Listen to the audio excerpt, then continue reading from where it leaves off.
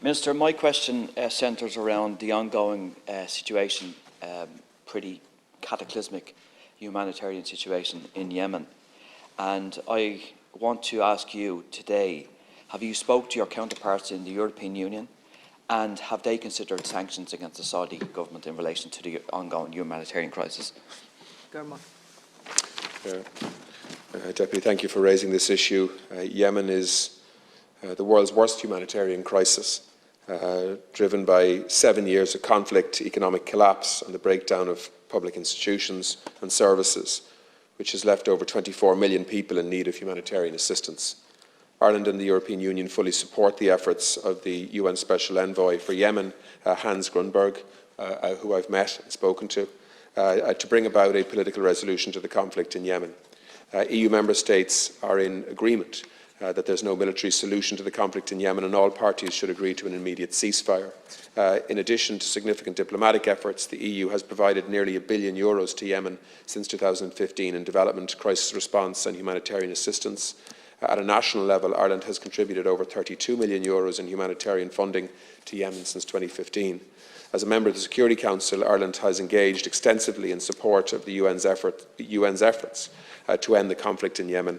I've held discussions with the UN Special Envoy for Yemen, as well as Major General Michael Beery, who was recently appointed as head of the United Nations mission to support the Hudaydah Agreement.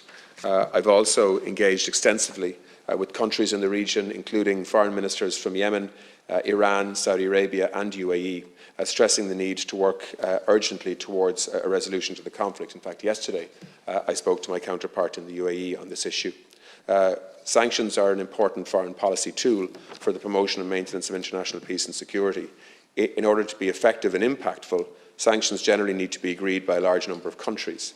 For Ireland, this typically means aligning with sanctions regimes across and agreed at EU or UN level.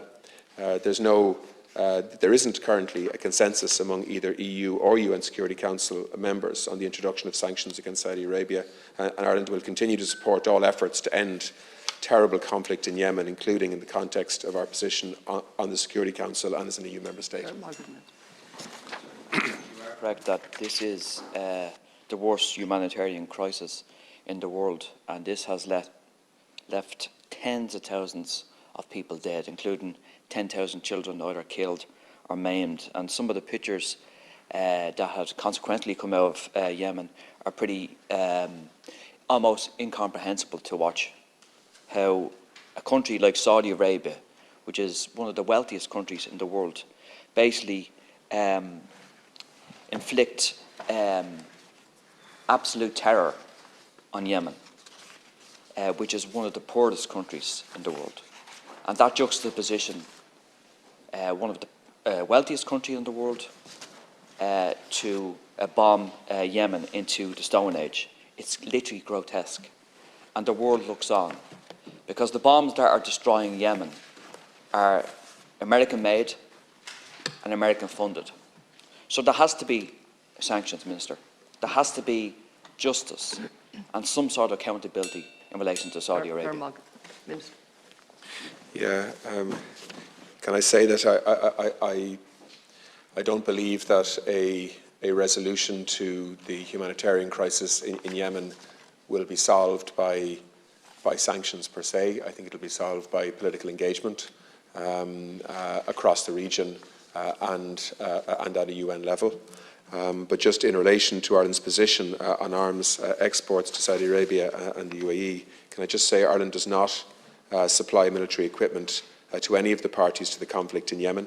Our arms exports are a national competence in the EU, but all EU members are subject to the common position on arms exports. Each arms export licence must be assessed against 8 criteria, including that the recipient country must respect international humanitarian law, and it's for each state to make this assessment as a national competence. But as I say again, having been involved in many discussions with different parties in the region in relation to trying to find a way forward on this issue, including Iran, by the way, when I visited Iran last year, I believe that this issue will be resolved through politics and diplomacy rather than sanctions. Deputy Kenny. Minister, you were in Saudi Arabia last summer.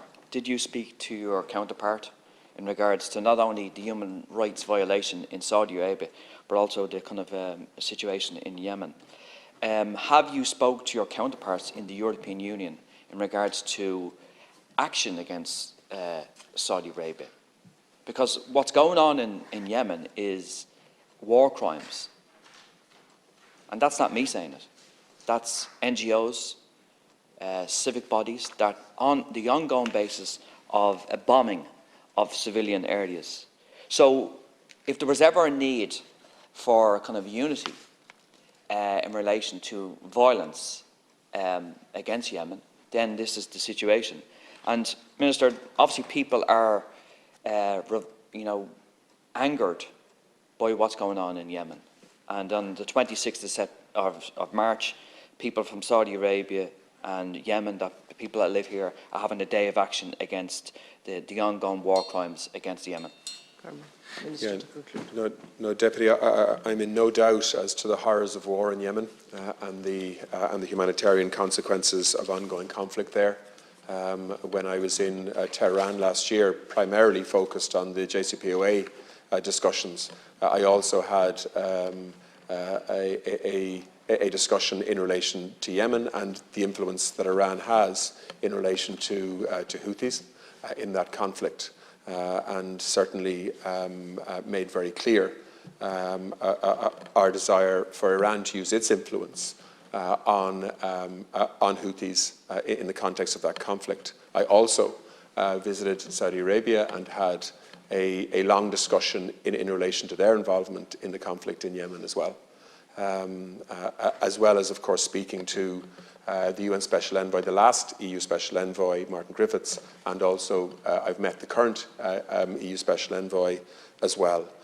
So Ireland will remain engaged in this, speaking to all sides. We're also conscious of the recent terrorist attack that happened in UAE as well, linked to conflict in Yemen. So this is a regional issue that needs international intervention, and Ireland will continue to try to make a constructive contribution towards bringing about a ceasefire. Moving on to